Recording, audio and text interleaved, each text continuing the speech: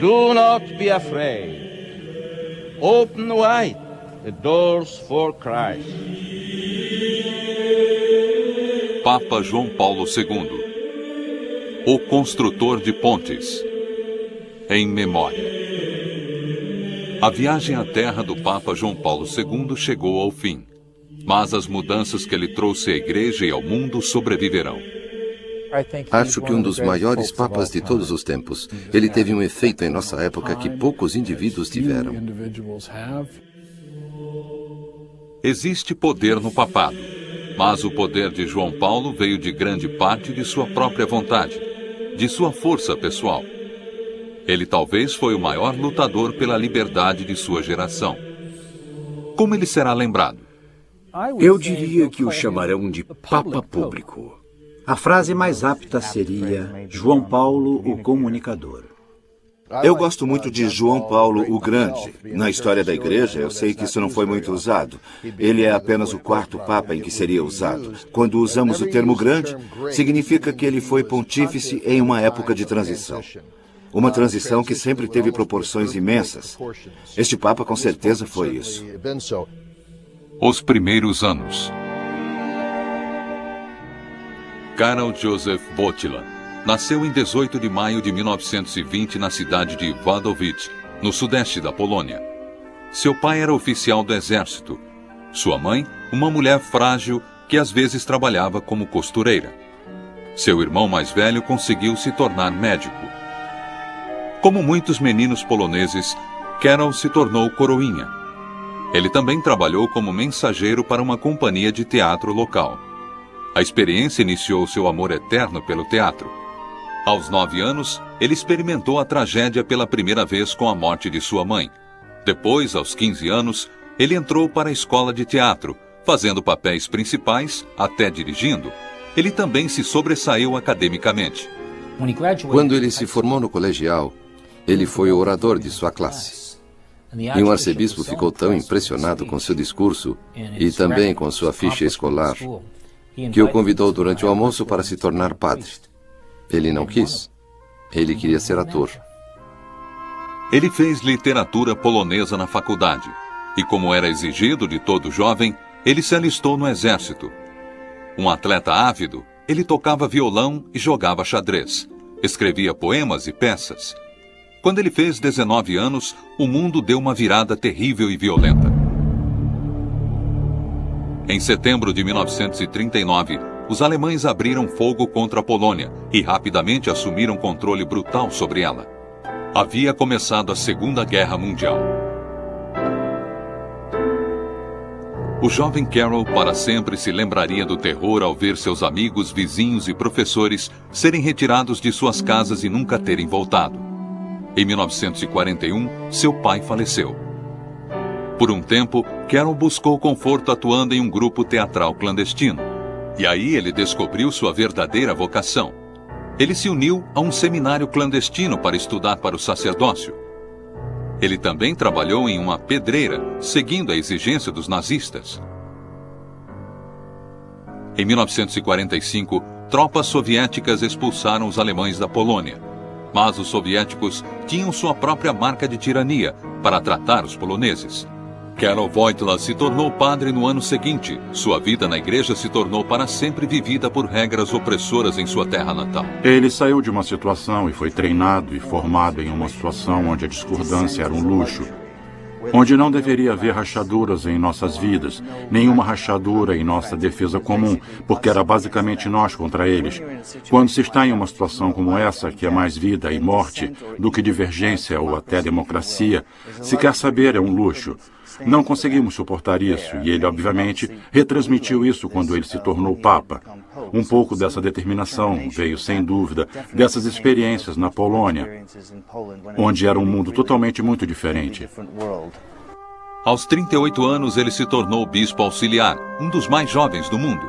Aos 43, ele foi elevado a arcebispo de Cracóvia, e aos 47, o Papa Paulo VI o nomeou cardeal, um príncipe da igreja, podendo votar para o próximo Papa.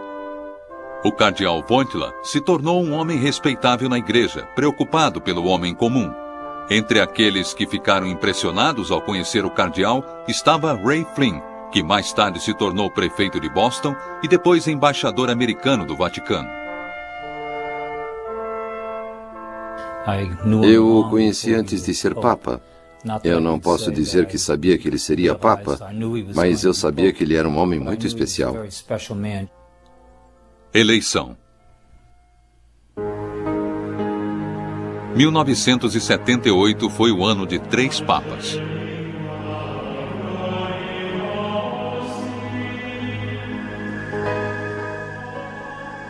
O Papa Paulo VI morreu em agosto, após 15 anos de pontífice. Ele foi sucedido por um cardeal italiano que tomou o nome de João Paulo, como seus 2 antecessores, mas ele faleceu apenas 33 dias depois. Karol Wojtyła e os cardeais se reuniram novamente para escolherem um sucessor. A fumaça branca significava que uma decisão havia sido tomada.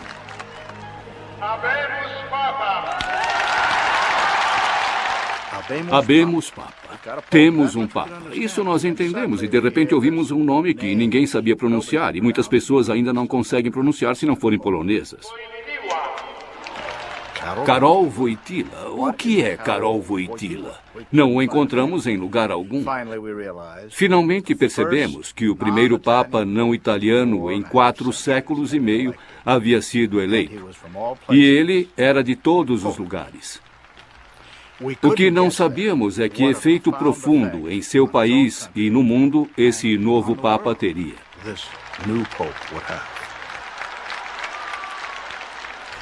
Eu era um jovem assistente na Arquidiocese de St. Louis e soube disso e consigo me lembrar que houve quase um senso de desafio, um senso de emoção, animação, um novo interesse, uma nova esperança.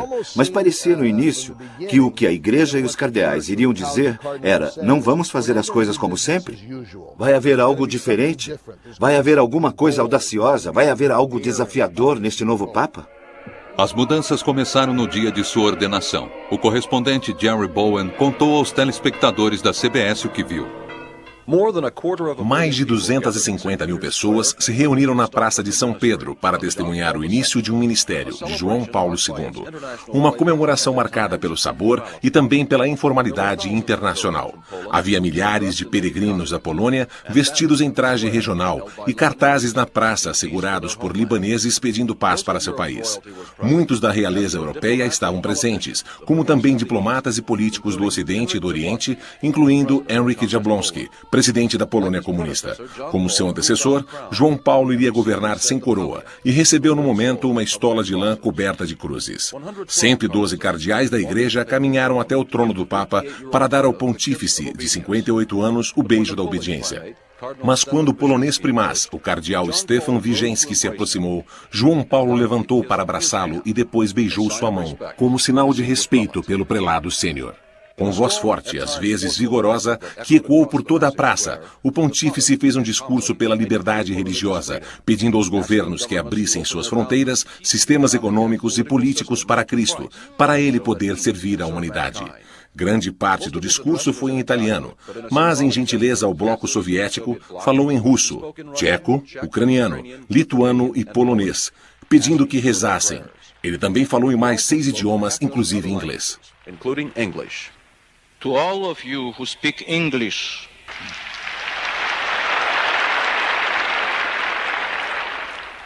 may Christ give you His grace and His peace, overturning the barriers of division and making all things one in Him.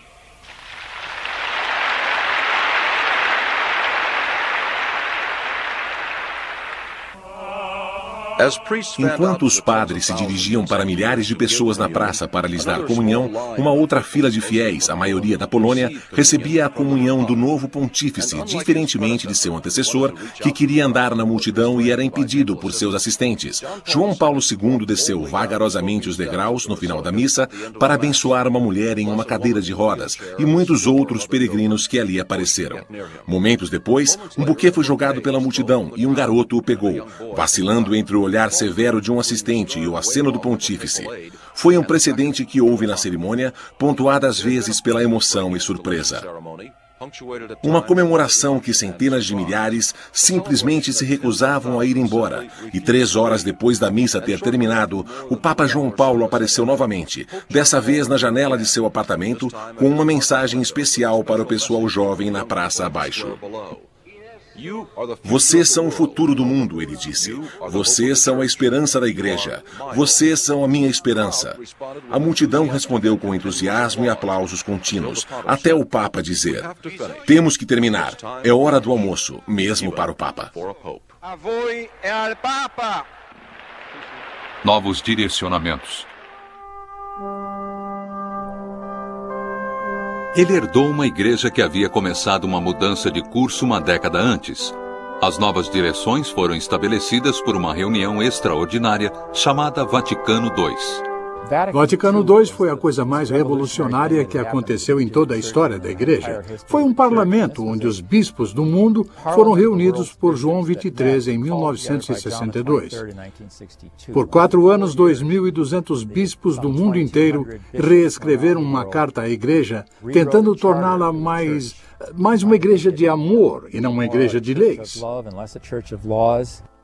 Entre as mudanças mais visíveis trazidas pelo Vaticano II, os bilhões de católicos no mundo podiam celebrar a missa em sua própria língua além do latim. Eles podiam comer carne às sextas, mas para muitos o afrouxamento das antigas regras foi longe demais. Segundo alguns, a igreja estava infectada com muita liberdade. E aí veio João Paulo II e concordou com essas pessoas que a igreja tinha ido longe demais, que ela estava tendo muita liberdade, e ele tentou ser mais severo. E com isso ele quis dizer uma virada, um enfrentamento. A igreja estava indo para uma direção e João Paulo II indo para outra direção. O novo Papa apoiou o pedido do Vaticano II por ecumenismo, a harmonia na igreja entre cristãos e não cristãos. Mas enquanto muitos esperavam mais flexibilidade na doutrina da Igreja, o Papa João Paulo não fez nada. E mesmo custando alguns devotos alienados, ele ficou realmente contra o que ele chamava de cultura da morte, que incluía o controle de natalidade artificial, eutanásia, pena de morte e principalmente aborto. Nesse ponto, ele criticou especialmente os Estados Unidos. Ele conseguiu reunir americanos em uma missa em um estádio de futebol em 1995. Sadly, today a new class of people is being excluded. When the unborn child, a stranger in the womb, is declared to be beyond the protection of society, not only are America's deepest traditions radically undermined and endangered, but a moral blight is brought upon society.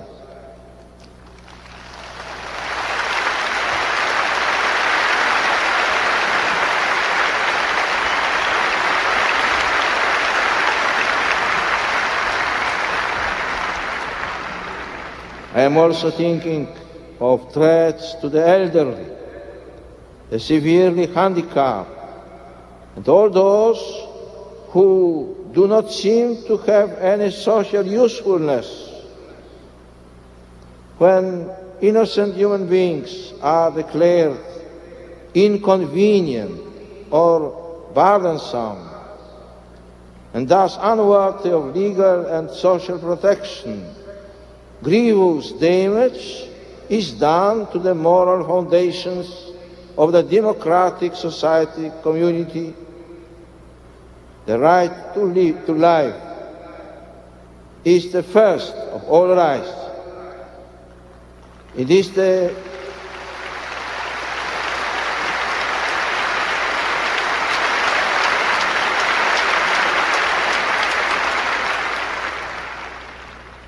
It is the foundation of democratic liberties and the keystone of the edifice of civil society. Both as Americans and as followers of Christ, American Catholics must be committed to the defense of life in all its stages and in every condition. Não reverenciado pelos críticos da esquerda ou da direita, ele confundiu aqueles que tentaram rotulá-lo como conservador ou liberal. Ele foi um homem que desafiou essas categorias, porque ele só pode ser compreendido, primeiramente, como um discípulo cristão. E como discípulo que vê tudo através das lentes teológicas, simplesmente não se presta a essa categorização convencional de direita e esquerda. Ele insistiu para que seu clérigo também visse as coisas através de lentes teológicas e não de políticas.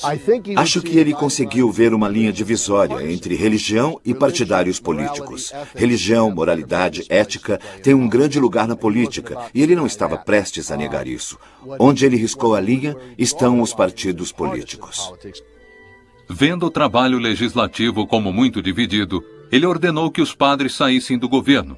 Para o padre Robert Drinan, de Massachusetts, significava deixar sua cadeira no Congresso. Como uma pessoa de fé, eu devo acreditar que existe um trabalho para eu fazer que será mais importante que o trabalho que me exigem deixar.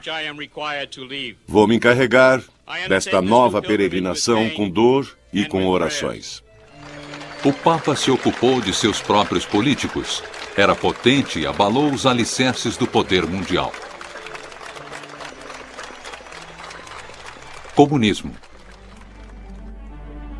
Meses após sua nomeação, João Paulo voltou à Polônia para a primeira viagem papal já feita a um país comunista. Foi quase impossível para o governo polonês comunista dizer ao povo polonês que não podiam receber a visita do Papa. Eles fariam uma revolução se não pudessem ver um Papa polonês na Polônia. Para o comunismo na Polônia, foi o início do fim. Gorbachev me disse, o grande erro do comunismo foi permitir que João Paulo II fosse à Polônia logo após se tornar Papa, porque quando ele foi para a Polônia, isso só uniu o povo da Polônia. 3 milhões de poloneses, 2 vezes a população de Varsóvia, saíram para dar as boas-vindas a ele. A Praça Vitória da cidade se tornou uma catedral a céu aberto para a missa. Entre as testemunhas estava o correspondente da CBS, Tom Fenton. O sermão dele foi tudo o que a multidão estava esperando. Católicos poloneses, vivendo sob o comunismo, estavam acostumados a falar em código e compreendiam alusões feitas. Não tiveram problemas em compreender os desafios do Papa, a um governo que promovia o ateísmo e tinha discriminação contra a Igreja. Cristo, ele disse à multidão que aguardava, não pode ser excluído da história da raça humana em nenhuma época ou nenhum lugar. Isso foi o bastante para a multidão explodir. Muitos aplausos foram dados na praça. O Papa ouviu a resposta emocionada da multidão e ficou comovido. A multidão cantou espontaneamente: "Queremos Deus em nossos livros poloneses. Queremos Deus em nossos livros poloneses." Eu soube naquele momento que tudo havia mudado, que nada seria o mesmo novamente. A visita inspirou os poloneses a se unirem contra o regime comunista. Trabalhadores criaram um movimento independente chamado Solidariedade no ano seguinte. E no comando estava Lech Wałęsa, um jovem eletricista do estaleiro. Solidariedade fez uma greve em Gdansk, local do maior estaleiro da Polônia. Logo toda a nação foi cometida de greves e revoltas. Um ano depois do movimento ter iniciado, já tinham cerca de 10 milhões de associados. Em dezembro de 1981, o governo polonês interditou Solidariedade e impôs a lei marcial.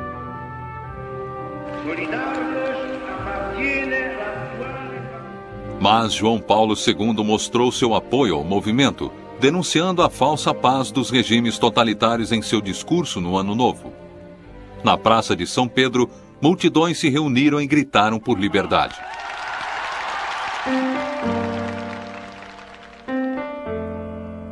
O Papa voltou à Polônia em 1983, quando o país ainda estava sob a lei marcial, ocupada por seu exército. Em uma época que as esperanças do povo da Polônia estavam enfraquecendo, a visita do Papa renovou a fé na causa deles.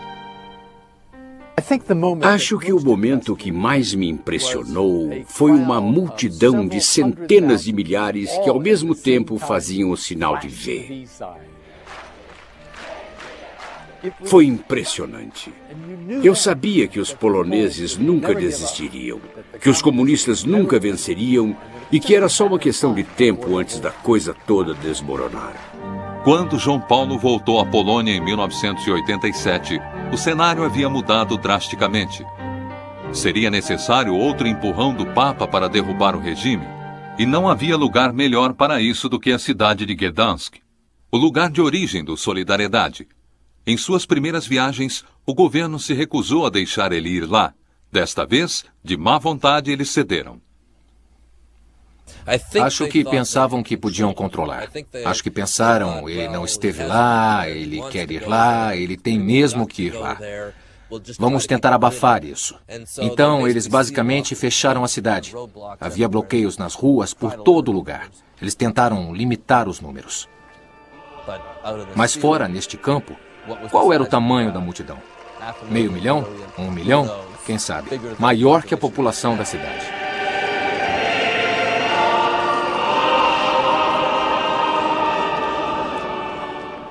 Era quase como se a futilidade do Estado polonês tivesse sido demonstrado em contraste com o poder do povo sendo expressado naquela missa.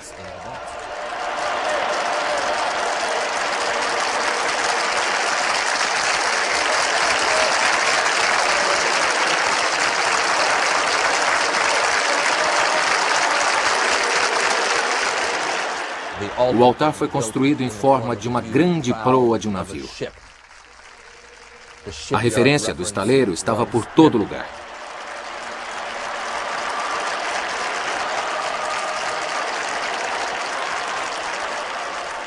Ele foi um papa que sempre entendeu o poder da imagem, entendeu o poder da televisão.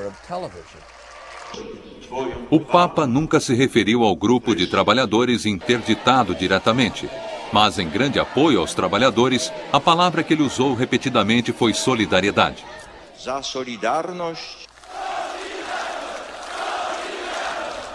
Esse era o final da tirania comunista da Polônia. Ele sofreu o impacto de bater de frente com o velho regime. Ele era uma pessoa incrível, não era só a força de sua personalidade, era seu polimento, era seu catolicismo. Ele fala com os poloneses como ninguém mais conseguiria. Uma nova rodada de greves levou os poloneses diretamente à urna eleitoral. Em 1989, eles tiveram a primeira disputa eleitoral livre desde a Segunda Guerra Mundial. Solidariedade teve uma vitória esmagadora. Foi uma vitória que o Papa alegou apenas um papel modesto. E, como ele disse, o comunismo em algum ponto foi implodido com seu próprio consentimento. Ele disse, a árvore estava podre, eu só dei uma chacoalhada. A chacoalhada que ele deu na Polônia ecoou através dos países da Cortina de Ferro. Na coligação oriental, as pessoas começaram a perguntar se os poloneses conseguiram se reerguer, por que não nós? O fato é que eles poderiam, e eles conseguiram. Pouco tempo depois da maior árvore ter caído, a bandeira soviética foi baixada no Kremlin pela última vez. Em 1998, ele tentou balançar os postos avançados comunistas no hemisfério ocidental. Ele fez uma viagem sem precedentes a Cuba. Diferente da recepção fria que ele teve dos oficiais poloneses, ele foi bem recebido por Fidel Castro. O governo ateu de Castro permitiu que o Papa fizesse missas ao ar livre. As primeiras missas públicas permitidas por lá em 40 anos. Castro esperou e conseguiu a denúncia do Papa sobre o embargo americano contra Cuba. Mas ele também disse ao líder comunista para melhorar os direitos humanos e afrouxar as rédeas da Igreja Católica do país. Ele queria dar abertura a Cuba da maneira que deu à Polônia. Ele teve sucesso, teve muito sucesso no dia da grande missa. Eu estava na multidão. Havia um cubano mais velho ao meu lado que falava bem inglês. Ele não falou isso na câmera, mas ele riu e disse, Acho que ele falava do governo cubano. Cometeram o maior erro da vida deles em deixar ele vir aqui.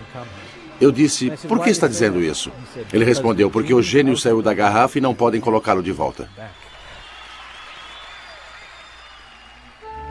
Os pobres. Um ardente adversário do comunismo, o Papa João Paulo II encontrou falhas profundas também no capitalismo. All of humanity must think of the parable of the rich man and the beggar. Ele pegou países ricos e os comparou ao homem rico da Bíblia que ignorou as necessidades do mendigo Lázaro. O homem rico foi julgado desprezível, não por sua fortuna, mas por seu comportamento. Nowhere does Christ condemn the mere possession of earthly goods as such. Instead, he pronounces very harsh words against those who use their possessions in a selfish way, without paying attention to the needs of others. Ele pediu às nações ricas para perdoarem as dívidas de nações em desenvolvimento. We cannot stand idle by, enjoying our own riches and freedom. If in any place the Lazarus of the 20th century stands at our doors. O apoio ao pobre foi o motivo de mais de 3 dúzias de viagens à América Latina, uma região que ele visitou mais que qualquer lugar, tirando a Europa. É a casa de metade de todos os católicos. E o Brasil é conhecido por ter mais católicos que qualquer outro país. O Brasil sofre há muito tempo de uma enorme desigualdade entre o rico e o pobre. Toda vez que ele foi lá, ele fez questão de parar em algumas das piores favelas do país. Ele condenou o governo pela maneira que tratava os mais necessitados. Em 1980, ele deixou seu anel de cardeal em uma comunidade de favela como lembrança de seu amor pelo pobre. O Santo Padre. Suas viagens em países da língua espanhola foram sempre politicamente incômodas.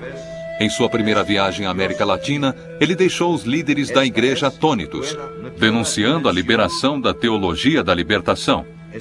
A teologia da libertação mistura catolicismo com atividade marxista. Muitos na América Latina viram isso como uma forma de sair da pobreza e impotência. Mas para o Papa João Paulo isso foi contrário à missão espiritual da igreja, e líderes que continuaram apoiando isso foram substituídos.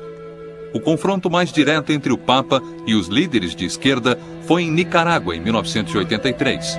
Na chegada, ele repreendeu um padre que havia se recusado a deixar o governo. Mas o pior atrito foi mais tarde.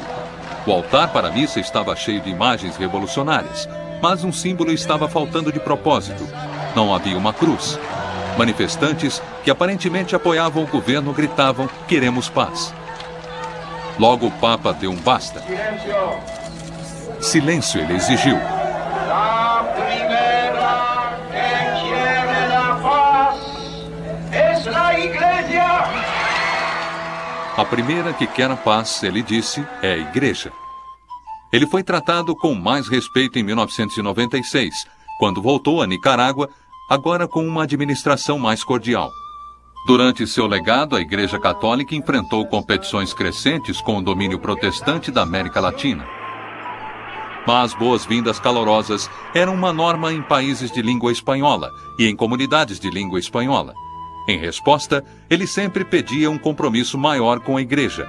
Foi isso que ele disse aos devotos de San Antonio, Texas. Me llena de gozo el saber que el número de los sacerdotes religiosos y religiosas hispanos va en aumento, pero aún son necesarios mucho más. Jóvenes hispanos, ¿sentís la llamada de Cristo? Familias hispanas, ¿estáis dispuestas a entregar vuestros hijos al ministerio de la iglesia? ¿Rogáis insistentemente al dueño de la mies que envíe operarios a su mies? Cristo necesita operarios que trabajen en la abundante mies de la comunidad hispana y en toda la iglesia. Dor e perdão. Foi um momento que chocou o mundo. Em maio de 1981, o Papa foi baleado na Praça de São Pedro. Enquanto a multidão olhava horrorizada, ele era retirado do local. Um homem turco foi preso imediatamente pelo crime. As pessoas do mundo inteiro rezaram para a recuperação do Papa. E para continuar vivo, João Paulo tirou forças de sua fé. Ele foi poupado. Ele achou que foi um milagre e falou muito sobre isso. Ele disse ao mesmo tempo, sabe, fomos todos poupados. O ferimento o deixou 22 dias hospitalizado, mas com velocidade e vigor incríveis, ele continuou de onde parou. Eu acho que quando ele sobreviveu àquela tentativa de assassinato, ele ficou maior aos seus próprios olhos, como também aos olhos do mundo. E aí, ele se tornou mais forte de muitas maneiras. Eventualmente, ele deu um passo notável. 2 anos após ser baleado, o Papa João Paulo viajou até a prisão para encontrar o atirador, rezar com ele e o perdoar. O embaixador Flynn falou depois com o Papa sobre a visita. E ele disse, Cristo morreu na cruz por nossos pecados. Mas sempre precisamos perdoar. Precisamos perdoar e esquecer. E cada dia é um novo dia aos olhos de Cristo. O Papa Público. No ano seguinte à tentativa de assassinato, João Paulo retomou a agenda de viagens mais cansativa que qualquer Papa já fez. No geral, ele fez mais de 90 viagens em mais de 120 países. Na chegada, um gesto familiar. Ajoelhava no chão e o beijava. Anos mais tarde, quando isso se tornou muito difícil, o chão era trazido até ele. Uma simples mensagem: respeito pelo país e seu povo. Sua ligação com essas pessoas era emocionante de testemunhar. Se você falar com as pessoas que estavam nessas plateias imensas, é sempre incrível ouvir a mesma resposta de pessoas do mundo inteiro. Em uma multidão de centenas de milhares de pessoas, elas falam, eu senti que ele estava falando só comigo, senti que eu era a única pessoa que estava lá. Ele só aumentava essa sensação de ser um homem sagrado, um homem em contato com o divino, não em um sentido arrogante, exclusivo. Sua mensagem básica é, você aí, também pode ser, venha comigo, você também estará em contato com o divino, pode ser sagrado.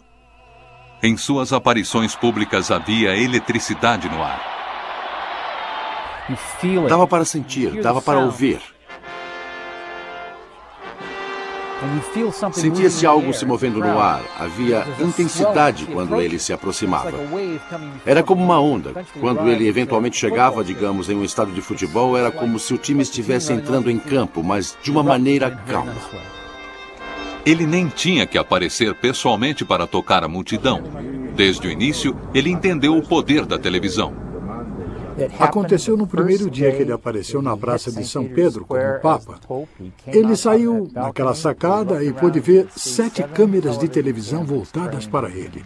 E tenho certeza que a luz iluminou sua cabeça. Nossa, que púlpito bom eu tive! Isso é uma coisa nova, a televisão. Posso estar aqui, posso estar em qualquer lugar do mundo ao mesmo tempo.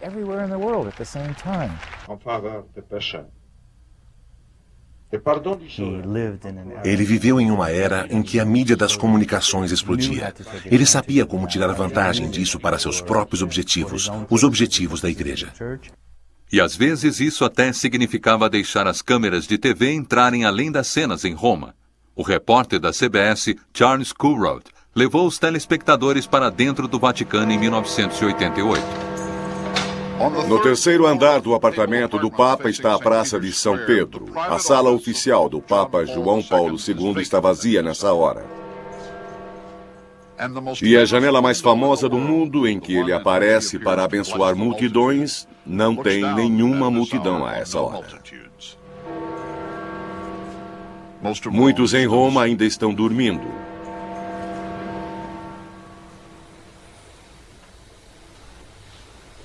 O Papa está acordado e sozinho. Ele está na capela na frente do corredor de seu quarto, em que ele parece estar em um diálogo particular intenso com Deus.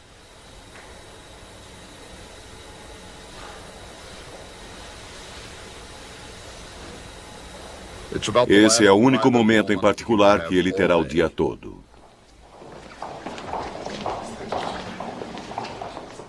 Às 7 da manhã, precisamente, chegam alguns convidados para uma pequena missa com o sucessor de São Pedro. Os convidados vêm toda manhã. Hoje são visitantes da França.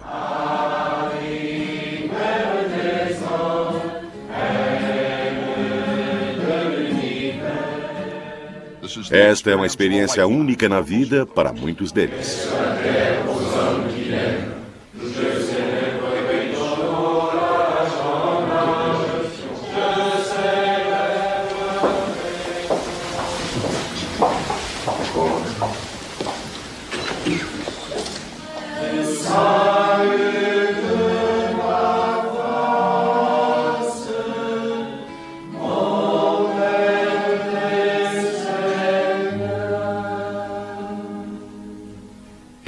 Aqui, neste pequeno quarto, de madrugada, o líder espiritual de 850 milhões de católicos romanos ganha energia para o outro dia.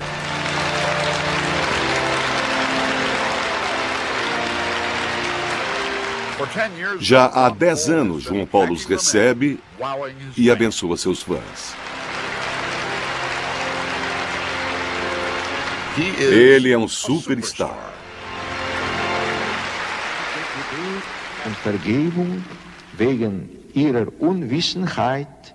Seja qual for o idioma, ele se esforça para falar com você. Ele é o Papa mais público. Qualquer um que quiser pode vir aqui vê-lo toda quarta-feira. A não ser, é claro, que ele esteja viajando pelo mundo fazendo visitas. Mais pessoas comuns viram o Papa João Paulo II ao vivo do que todos os papas anteriores da história.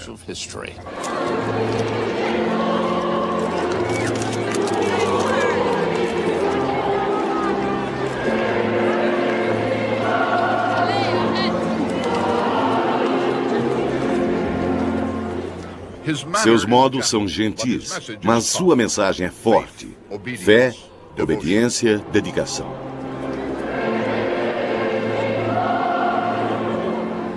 Ele brinca com a multidão, mas ele prega a disciplina. Ele sabe o que faz. É um antigo ator. Ele precisa de contato visual com o público como um ator de palco. Ele não é ator de cinema ou de TV, é de palco. Ele consegue atrair o olhar de todas as pessoas que estão lá. Todas acham que ele está olhando para elas. Cada uma acha que ele está olhando para elas. O Wilton Wynn é repórter no Vaticano há mais de 30 anos. Me parece que ele tem muito pouca privacidade, quer dizer, está sempre com pessoas, não?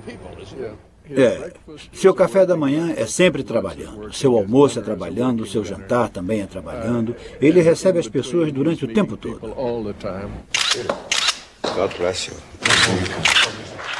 Acho que o Papa é visto em muitos lugares como um conservador muito duro, até um homem rígido.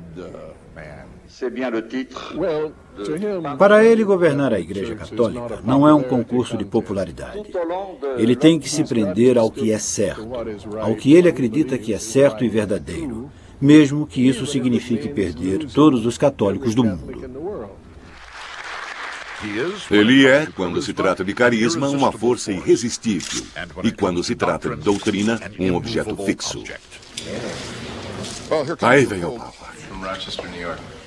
Eu espero nesta fila um pouco nervoso, sabendo que o Papa raramente concede entrevistas.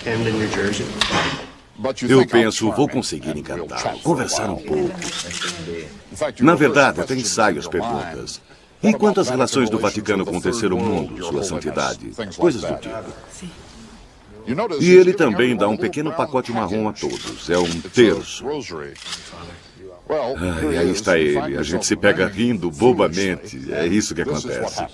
Jornalista SBC. We are doing a documentary, Father, on the Vatican, trying to understand the Vatican. About Vatican. Peace. Thank you. You are English. American. Yes, and we are doing 48 hours in the Vatican, very intensely. Yes. 40 hours. Yes. 40 hours. Thank you. God bless your activity. E isso foi tudo. Ele se foi. Nós não o encantamos. Ele nos encanta. América.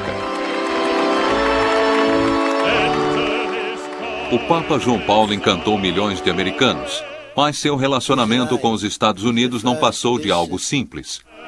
Durante sua visita por lá, ele cruzou muitas vezes com dissidentes, às vezes com não católicos e também de dentro da igreja. Em sua primeira viagem para lá, uma freira fez um pedido em público pela ordenação de mulheres. Eu peço, Sua Santidade, que seja aberto e responda às vozes das mulheres deste país que têm o desejo de servir na igreja como membros realmente participantes. E aí ele disse a ela, porque ele foi avisado que a madre faria esse depoimento, ele falou com ela e a lembrou que a Virgem Maria não era um membro da hierarquia. Em 1987, em São Francisco, ativistas da AIDS e direitos dos gays receberam o Papa com demonstrações. Eles criticaram a posição da igreja sobre o comportamento homossexual, avisando que a igreja não estava tendo nenhuma compaixão com as vítimas da AIDS. Na época, muitos tinham medo de arriscar a vida apenas tocando alguém com AIDS. Com um gesto, o Papa João Paulo II se referiu aos dois medos. Havia um garotinho que estava na igreja que havia pego AIDS através de uma transfusão. O Papa o abraçou. Também era um sinal de crítica. Não importa como se contraiu essa doença. Queremos ter compaixão. Era difícil para muitos aceitarem essa compaixão. Ele fez isso através do garotinho. Só teve um modo dele tocar as pessoas nos Estados Unidos. Um país que ele visitou por muitas vezes, como lembra Bob McNamara. Ele era apenas um homem, mas como mágica, por todo lugar que o Papa João Paulo II visitou neste país, nas ruas, nos estádios, havia multidões de centenas de milhares. Em 5 visitas à América em 2 décadas, o Papa João Paulo viu 20 cidades e 4 presidentes. Muitas pessoas só conseguiram vê-lo de relance, mas muitas ficaram bastante comovidas. Nunca cheguei tão perto de um papa. Ele é uma grande personalidade e ele tem um magnetismo que não se encontra em nenhum lugar. Mas com todo o clamor das multidões, algumas das últimas lembranças ficaram em um lugar muito pequeno. A minúscula Igreja Católica de St. Patrick, bem no coração de Iowa. Ele entrou na igreja, me deu um abraço e perguntou se eu era irlandês. O que disse a ele? Eu disse que não sabia. Bob Mulvihill Jr. tinha 9 anos. Era coroinha no dia em que o Papa João Paulo foi à igreja em 1979 para uma missa. Quando o Papa passou pelos bancos, Jennifer Mulvihill tocou sua mão. Eu ganhei isso. É de ouro. É mesmo. Um presente do Papa. Ele me deu. Ela estava feliz. Foi muito emocionante? Foi legal conhecer ele. Ele era tão normal, por ser tão importante, que fez eu ficar orgulhosa de ser católica. E fazer parte da igreja e parte dessa comunidade católica. E isso nunca será tirado de mim. Essa recordação e esse orgulho de ter estado lá. Ele passou apenas 1 hora nesta pequena igreja do interior, mas o Papa parecia quase relutante em ir embora. Foi demais. Acho que nunca fiquei tão emocionada. Foi uma coisa maravilhosa. Foi um momento inesquecível, porque ele veio aqui e disse: vocês são uma comunidade rural, vocês são administradores da terra, vocês fazem o que fazem porque adoram o que fazem. E estão fazendo um bom trabalho.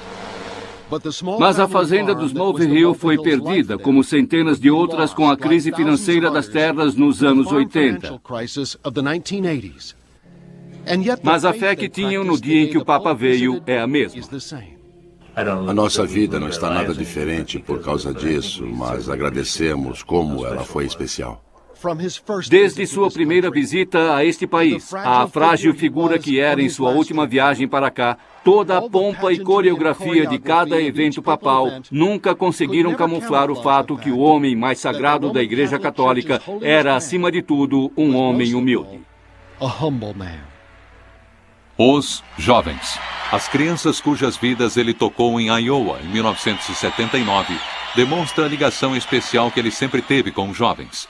Um dia antes, ele os encontrou em Manhattan. Cobrindo a história para o New York Times, estava Robert Blair Kaiser. Eu fui mandado para o Madison Square Garden, onde 20 mil adolescentes entusiasmados estavam lá esperando o Papa chegar. Ele veio num Jeep, um carro aberto. Ele parecia um campeão de boxe peso pesado. Ele parecia o Rocky. Deu a volta pela frente do auditório e eu pensei, esse sujeito tem presença. Eu já sabia que ele tinha sido ator amador na juventude, na Polônia. Ele estava interpretando o papel agora. Ele era o Papa. A garotada o adorou. O sentimento era mútuo. Ele começou a falar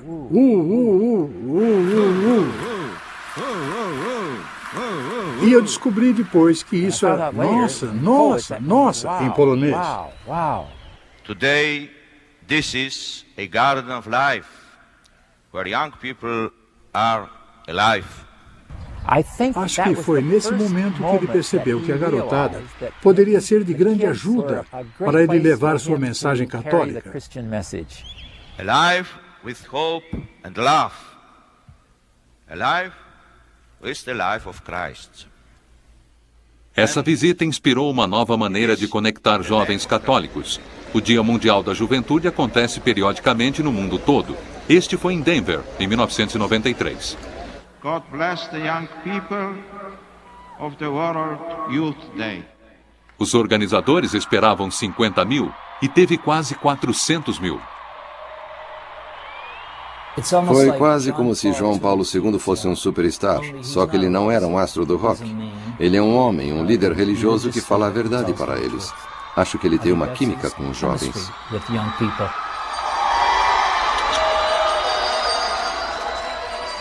Força.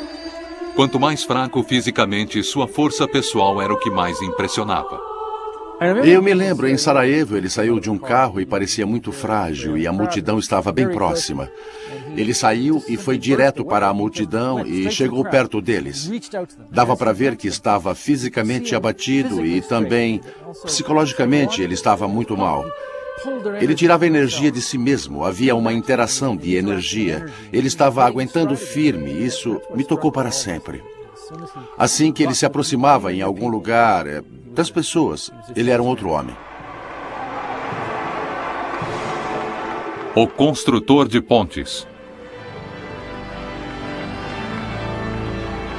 Um legado persistente dele será sempre se esforçar para unir as pessoas. Ele sempre achou que os padres, religião, a igreja, principalmente o papado, deve unir as pessoas, deve ser uma ponte. Muito de seus esforços e em algumas de suas melhores viagens foram destinadas a transformar esse princípio em prática.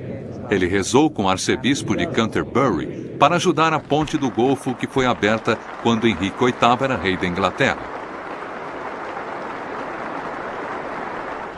Ele se tornou o primeiro Papa que visitou a Grécia em quase 13 séculos. Lá ele pediu desculpas pelas transgressões católicas contra a Igreja Ortodoxa. Na Síria, ele se tornou o primeiro Papa a entrar em uma mesquita. Mas de todas suas viagens, uma das mais marcantes foi uma das mais curtas. Mark Phillips cobriu a história para a CBS News. Para o Papa João Paulo, que viajava para tão longe e tão frequentemente, esta viagem do Vaticano para a principal sinagoga de Roma foi maior que qualquer outra. Foi uma visita que o Papa quis fazer para dar ímpeto ao documento de 20 anos do Vaticano II, que absolvia os judeus de qualquer responsabilidade pela morte de Cristo. Era uma esperança que os judeus italianos também tinham. Os cristãos, ao verem um papa entrar em uma sinagoga e recitar um salmo na sinagoga, provavelmente achariam mais difícil acreditar que os judeus eram um povo maldito. Hoje o Papa entrou em uma sinagoga e recitou um salmo. E ele fez mais. Ele citou o documento Vaticano II, dizendo que deplorava o ódio, perseguições e antissemitismo diretamente contra os judeus em qualquer época por qualquer um. Ele repetiu, por qualquer um. Ele não foi só o primeiro Papa a visitar uma sinagoga, mas este templo foi construído no local de um antigo gueto judeu-romano, um gueto estabelecido pelo papado no século XVI. O chefe rabino de Roma, Elio Toaf, preside uma comunidade que viveu os caprichos dos papas por séculos, e esses caprichos nem sempre foram gentis. O rabino Toaf chamou a visita de um gesto destinado a ficar na história, um ponto de transformação na política da igreja. O monumental nesta visita é que ninguém esperava que 2000 anos de história pudesse mudar em uma tarde. Mas este é um papa dado a grandes gestos. E pela visão da comunidade dos judeus romanos, este é um gesto que não magoa.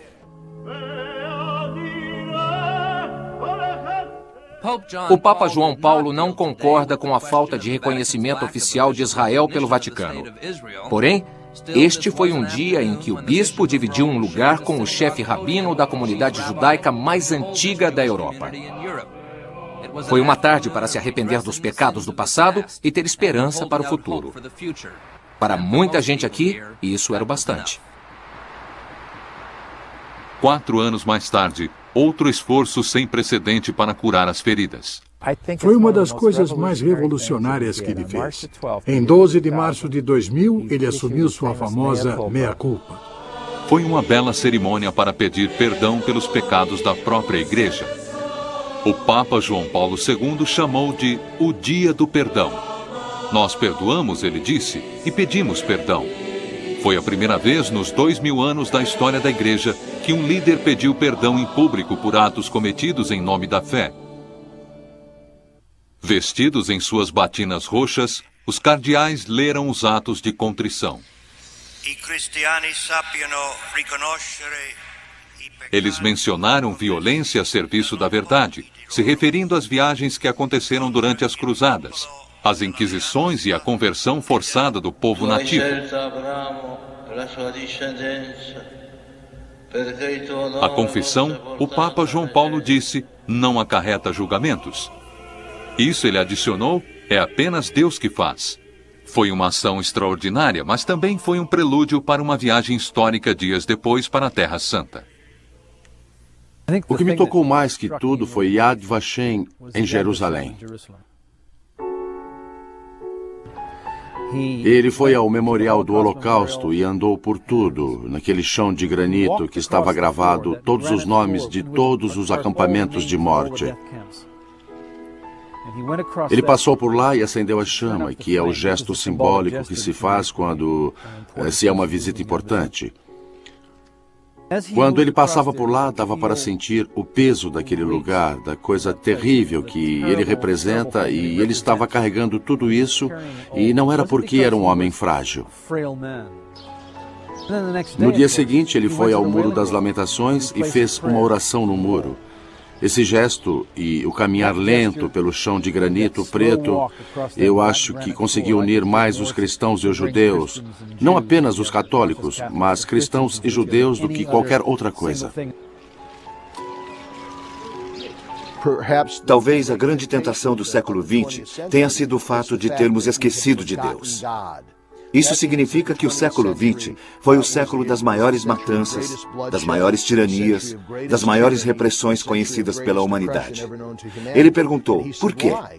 Porque nos esquecemos da ética, da dimensão religiosa da humanidade. Precisamos restabelecer isso e eu preciso de toda a ajuda possível. Preciso da ajuda da comunidade judaica, preciso de ajuda da comunidade islâmica e preciso da ajuda da comunidade dos cristãos não católicos. É hora de nos unirmos e dizermos: as religiões diferentes não são inimigas. Temos um inimigo em comum: a falta de religião. No geral, o Papa João Paulo II foi, na verdade, o antigo nome latino do pontífice, Pontifex Maximus, o grande construtor de pontes. Legado. Isso foi uma esperança que durou 2 milênios. Sua mensagem principal chegou ao auge com o ano do jubileu. O ano 2000 não foi apenas uma simples virada no relógio. O ano 2000 representou o aniversário de 2000 anos de Jesus Cristo. Deus se tornou homem. E é esse o programa dele. Ele é o pároco de Cristo na Terra. E todos esses padres, todas as freiras e todos os bilhões de católicos do mundo são outros cristãos. Este Papa fundou uma igreja e deixou para trás uma que foi profundamente mudada. Acho que talvez a coisa mais importante que ele foi para todos nós, privilegiados de estarmos vivos durante seu pontificado, é uma grande testemunha. Uma grande inspiração. Uma história humana extraordinária que, eu acho, investigou seriamente. Abriu a questão de Deus da condenação religiosa de uma maneira poderosa para pessoas que não perguntavam isso há muito tempo. Acho que é um dos maiores papas de todos os tempos. Ele realmente andou pelo mundo inteiro, incentivando não apenas os líderes principais, os primeiros ministros, os presidentes, os reis e a elite de todos os países a cumprirem com seus deveres da melhor maneira e fazer um mundo mais pacífico. Ele incentivou o povo em geral a fazer o mesmo. Este foi um Papa que viveu em um mundo e trabalhou incessantemente para deixar para trás o melhor.